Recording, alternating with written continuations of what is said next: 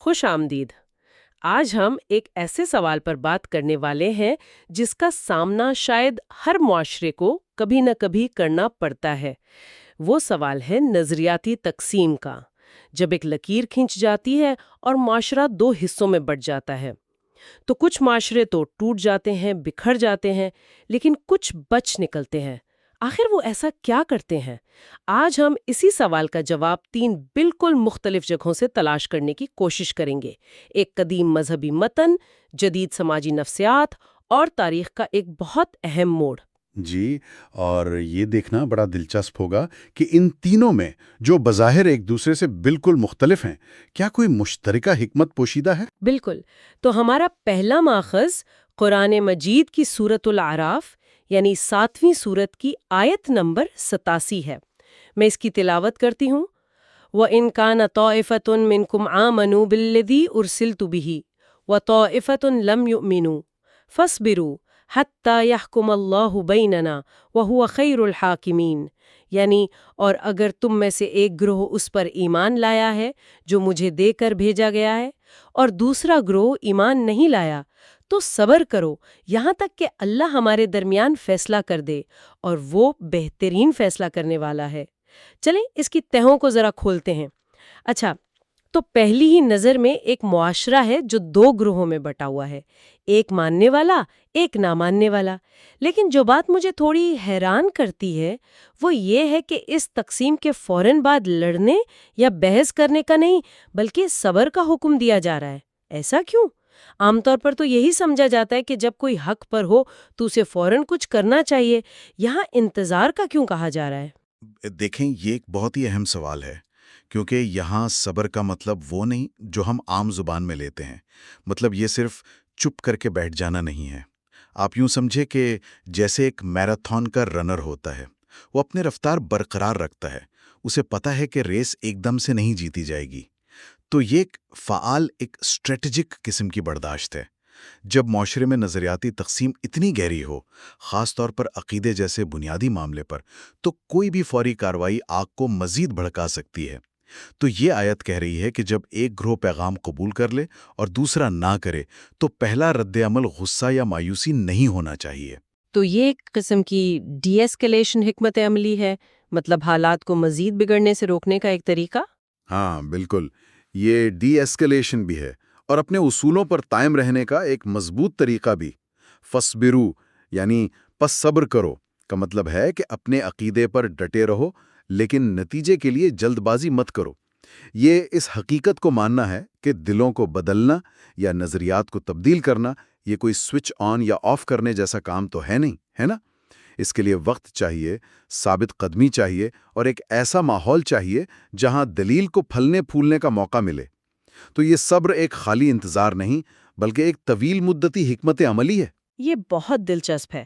اور پھر آیت کا اگلا حصہ آتا ہے، حتیٰ یحکم اللہ بیننا، یہاں تک کہ اللہ ہمارے درمیان فیصلہ کر دے۔ یہ تو تنازع کے حل کو انسانی ہاتھوں سے نکال کر ایک اعلیٰ اختیار کو دے رہا ہے۔ اس کا کیا مطلب ہے؟ کیا یہ ذمہ داری سے بھاگنا ہے؟ نہیں، بلکہ اس کے بالکل الٹ، یہ ذمہ داری کو صحیح جگہ پر رکھنا ہے۔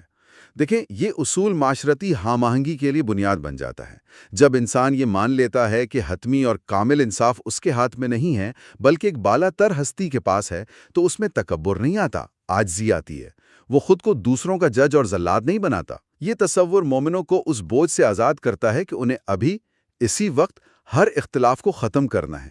اس کے بجائے انہیں یقین دلایا جاتا ہے کہ ایک وقت آئے گا جب سچ اور جھوٹ کا فیصلہ ہو جائے گا۔ تو یہ معاشرے میں تشدد کے دروازے کو بند کرتا ہے۔ اور آیت کا اختتام ہے وَهُوَ خَيْرُ الْحَاكِمِينَ، اور وہ بہترین فیصلہ کرنے والا ہے۔ اس جملے پر اتنا زور کیوں دیا گیا ہے؟ یہ جملہ دراصل صبر کرنے کے مشکل کام کو نفسیاتی طور پر ممکن بناتا ہے۔ صبر کرنا آسان نہیں ہوتا، خاص طور پر جب آپ کو یقین ہو کہ آپ صحیح ہیں۔ انسان فوری انصاف چاہتا ہے۔ یہ آیت صبر کی وجہ بتاتی ہے۔ آپ کو انتظار کیوں کرنا چاہیے؟ کیونکہ جس کا آپ انتظار کر رہے ہیں وہ کوئی عام جج نہیں بلکہ بہترین حاکم ہے۔ اس کا فیصلہ انسانی فیصلوں کی طرح نامکمل یا متعصب نہیں ہوگا۔ اس کے فیصلے میں کامل علم ہوگا، کامل حکمت اور کامل انصاف ہوگا۔ اور یہی بھروسہ وہ ذہنی اور روحانی طاقت دیتا ہے جو اس مشکل انتظار کے لیے ضروری ہے۔ تو مطلب یہ قدیم متن ہمیں گہری تقسیم سے نپٹنے کے لیے ایک طرح کی سائیکولوجیکل ٹول کٹ دے رہا ہے، یعنی اسٹریٹجک صبر اور حتمی فیصلے کو ایک اعلیٰ اتھارٹی پر چھوڑ دینا تاکہ فوری محاذ ہرائی سے بچا جا سکے۔ لیکن سوال پھر بھی وہی ہے کہ یہ تقسیم اتنی گہری ہوتی ہی کیوں ہے؟ لوگ ایک دوسرے کی بات سمجھ کیوں نہیں پاتے؟ اور یہیں پر ہمارا دوسرا ماخذ آتا ہے جو جدید سماجی نفسیات سے ہے۔ جی، اور یہ بہت دلچسپ ہے کہ جدید سائنس کس طرح ان قدیم حکمتوں کی تصدیق کرتی نظر آتی ہے۔ ماہر نفسیات ہیں جوناتھن ہائٹ، وہ اور ان جیسے دوسرے محققین مورل فاؤنڈیشنز تھیوری پر بات کرتے ہیں۔ اس کا سادہ سا مطلب یہ ہے کہ مختلف انسانی گروہ جیسے لبرل اور کنزرویٹو وہ اپنی اخلاقیات کی بنیاد ہی مختلف چیزوں پر رکھتے ہیں۔ کچھ کے لیے آزادی اور انصاف سب سے اہم ہے، تو دوسروں کے لیے وفاداری، اختیار کا احترام اور پاکیزگی زیادہ اہمیت رکھتی ہے۔ ایک منٹ، تو آپ یہ کہہ رہی ہیں کہ یہ ایسا نہیں ہے کہ ایک فریق اخلاقی ہے اور دوسرا غیر اخلاقی، بلکہ وہ اخلاقیات کا ایک بالکل مختلف آپریٹنگ سسٹم استعمال کر رہے ہیں۔ بالکل، آپ نے بالکل صحیح پکڑا۔ وہ ایک ہی مسئلے کو بالکل مختلف اخلاقی اینک سے دیکھ رہے ہوتے ہیں۔ یہ ایسا ہی ہے جیسے ایک شخص صرف سرخ اور نیلا رنگ دیکھ سکتا ہے اور دوسرا ہرا اور پیلا۔ وہ دونوں ایک ہی تصویر کو دیکھ کر بالکل مختلف باتیں بتائیں گے۔ کوئی بھی جھوٹا نہیں ہے، لیکن وہ کبھی بھی ایک دوسرے کی بات پوری طرح نہیں سمجھ پائیں گے۔ اسی لیے جب سیاست یا مذہب پر بحث ہوتی ہے تو وہ اکثر دلیل کی جنگ نہیں ہوتی، بلکہ دو مختلف اخلاقی حقیقتوں کا ٹکراؤ ہوتا ہے۔ تو اس کا مطلب تو یہ ہوا کہ جب ہم کسی سے بحث کر رہے ہوتے ہیں تو ہم اکثر یہ سمجھ ہی نہیں رہے ہوتے کہ ان کے لیے کیا چیز اہم ہے۔ ہم اپنے اخلاقی پیمانے سے انہیں تول رہے ہوتے ہیں اور وہ اپنے پیمانے سے ہمیں۔ اس سے تو لامنتہا جھگڑے ہی ہوں گے۔ جی، اور یہی وہ نقطہ ہے جہاں ہمارا پہلا ماخذ یعنی وہ قرآنی آیت دوبارہ ریلیونٹ ہو جاتی ہے۔ جب آپ کو احساس ہوتا ہے کہ آپ بنیادی سطح پر ایک مختلف زبان بول رہے ہیں تو اس کا حل چیخنا نہیں ہے۔ حل یہ ہے کہ ایک قدم پیچھے ہٹیں۔ جدید تنازعات کے حل میں بھی یہی سکھایا جاتا ہے۔ کبھی کبھی بہترین حکمت عملی یہ ہوتی ہے کہ جس مسئلے پر اتفاق نہیں ہو سکتا اسے ایک طرف رکھ دیا جائے اور ان چیزوں پر توجہ دی جائے جن پر اتفاق ممکن ہے۔ یہ آیت اسی اصول کو ایک روحانی جہت دیتی ہے، یعنی معاملے کو ایک اعلیٰ اتھارٹی پر چھوڑ دینا تاکہ معاشرہ چلتا رہے۔ ٹھیک ہے، یہ سمجھ میں آتا ہے۔ تو اب ہمارے پاس ایک قدیم روحانی حکمت عملی ہے اور اس کی تائید میں ایک جدید نفسیاتی نظریہ بھی۔ لیکن کیا یہ سب صرف تھیوری ہے؟ کیا تاریخ میں کبھی ایسا ہوا ہے کہ پورے کے پورے ملک جو ایک دوسرے کے خون کے پیاسے ہوں اس اصول پر عمل کر کے تباہی سے بچے ہوں؟ اور یہ ہمیں ہمارے تیسرے ماخذ کی طرف لے جاتا ہے، 17ویں صدی کا یورپ اور پیس آف ویسٹفیلیا۔ یہ تاریخ کا ایک غیر معمولی لمحہ ہے۔ 1618 سے 1648 تک یورپ 30 سالہ جنگ کی لپیٹ میں تھا، جو تاریخ کی سب سے تباہ کن جنگوں میں سے ایک مانی جاتی ہے، اور اس کی بنیادی وجہ مذہب تھی۔ کیتھولک اور پروٹسٹنٹ ریاستیں ایک دوسرے سے اس بات پر لڑ رہی تھیں کہ عیسائیت کی صحیح شکل کون سی ہے۔ اس جنگ میں کروڑوں لوگ مارے گئے، پورے کے پورے علاقے تباہ ہو گئے۔ تو آخر یہ جنگ ختم کیسے ہوئی؟ کیا کسی ایک فریق نے دوسرے کو مکمل شکست دے دی تھی؟ نہیں، اور یہی تو سب سے اہم بات ہے۔ 30 سال کی تباہی کے بعد سب کو یہ احساس ہو گیا تھا کہ کوئی بھی فریق دوسرے کو مکمل طور پر ختم نہیں کر سکتا۔ اس جنگ کو جیتنے کا واحد طریقہ یہ تھا کہ یورپ کو ہی ختم کر دیا جائے۔ تو 1648 میں انہوں نے ویسٹ فیلیا میں ایک معاہدہ کیا، اور اس معاہدے نے مذہبی سوال کو حل نہیں کیا۔ اس نے یہ فیصلہ نہیں کیا کہ کیتھولک صحیح تھے یا پروٹسٹنٹ۔ تو پھر اس نے کیا کیا؟ اس نے اس سوال کو ایک طرح سے غیر متعلقہ بنا دیا۔ انہوں نے ایک نیا اصول بنایا، جس کا راج اس کا دین۔ اس کا مطلب تھا کہ ہر ریاست کا حکمران اپنی ریاست کے لیے سرکاری مذہب کا فیصلہ کرے گا اور دوسری ریاستیں اس میں مداخلت نہیں کریں گی۔ انہوں نے مؤثر طریقے سے یہ کہا کہ کون سا عقیدہ سچا ہے اس کا فیصلہ ہم نہیں کریں گے، ہم بس ایک دوسرے کو اس بنیاد پر مارنا چھوڑ دیں گے۔ یہ تو بالکل ویسے ہی لگتا ہے جس کی بات ہم شروع میں کر رہے تھے. انہوں نے بھی تو یہی کیا کہ تم اپنے عقیدے پر رہو، ہم اپنے پر رہتے ہیں، اور حتمی فیصلہ کون صحیح ہے کون غلط یہ ہمارے دائرے اختیار سے باہر ہے. انہوں نے تنازع کو انسانی ہاتھوں سے لے کر ایک اصول کے حوالے کر دیا تاکہ عملی زندگی چل سکے. آپ نے بالکل صحیح پکڑا. انہوں نے در حقیقت یہی کہا کہ حتمی سچائی کا فیصلہ خدا کرے گا، ہماری فوجیں نہیں. یہ ایک بہت بڑا ذہنی اور سیاسی انقلاب تھا. اسی نے جدید قومی ریاستوں کے نظام کی بنیاد رکھی، جہاں ریاستیں ایک دوسرے کی خود مختاری کا احترام کرتی ہیں، چاہے ان کے نظریات کچھ بھی ہوں. انہوں نے اسٹریٹجک صبر کا مظاہرہ کیا اور معاملے کو ایک بالاتر اصول پر چھوڑ دیا.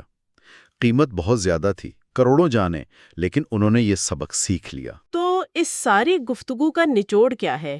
ہم نے ایک قدیم آیت سے شروع کیا، جدید نفسیات سے گزرے اور ایک تاریخی معاہدے پر بات ختم کی. ان سب میں مشترکہ دھاگا کیا ہے؟ ایسا لگتا ہے کہ جب معاشرے گہری تقسیم کا شکار ہوتے ہیں تو آگے بڑھنے کا راستہ فوری فتح حاصل کرنے کی کوشش میں نہیں ہوتا.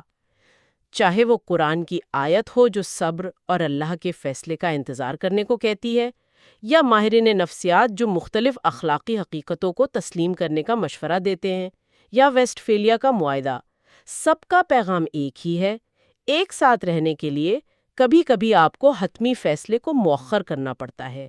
یہ ماننا پڑتا ہے کہ کچھ سوالوں کا جواب طاقت سے نہیں دیا جا سکتا.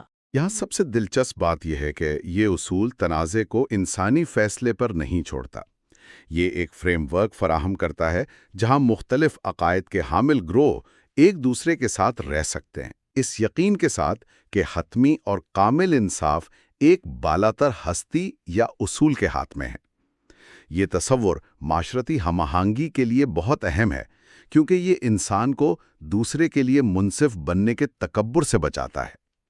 یہ صبر کو ایک فعال انتظار میں بدل دیتا ہے، نہ کہ محض ایک غیر فعال کیفیت میں.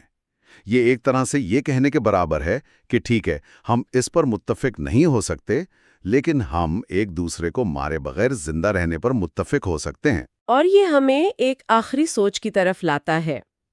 ہم نے دیکھا کہ صبر کا یہ حکم، چاہے وہ ایک مذہبی متن میں ہو یا ایک سیاسی معاہدے میں، معاشروں کو بچا سکتا ہے. لیکن یہاں ایک سوال پیدا ہوتا ہے کہ یہ صبر آخر ہے کیا؟ کیا یہ محض ایک غیر فعال انتظار ہے، ایک مجبوری کی حکمت عملی جب تک کہ دوبارہ لڑنے کا موقع نہ مل جائے؟ یا یہ ایک فعال اور پرامن جدوجہد ہے جس میں انسان اپنے عقائد پر مضبوطی سے قائم رہتے ہوئے دوسروں کے وجود کو برداشت کرتا ہے اور حتمی نتیجے کو مکمل طور پر ایک اعلیٰ ترین منصف پر چھوڑ دیتا ہے؟ یہ سوال آج کی تقسیم شدہ دنیا میں شاید پہلے سے کہیں زیادہ اہم ہے.